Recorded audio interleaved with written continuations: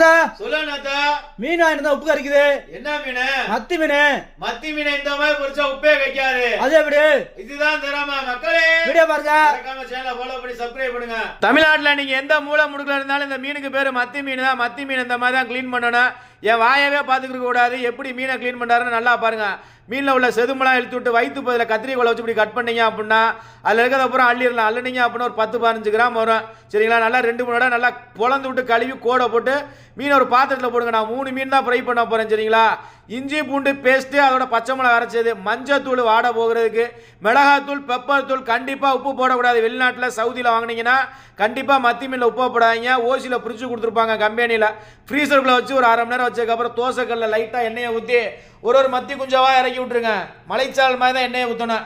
நல்லெண்ணெய், தேங்காய் எண்ணெய், பாம் ஆயில், ரீஃபைண்ட் ஆயில், எந்த எண்ணெய் வேணாலும் ஊற்றி இதை போட்டு திருப்பி விட்டு அந்த போட்டு திருப்பி விட்டு லைட்டாக எண்ணெயை ஊற்றி நல்லா பொரிச்சு எடுத்து சாப்பிட்டு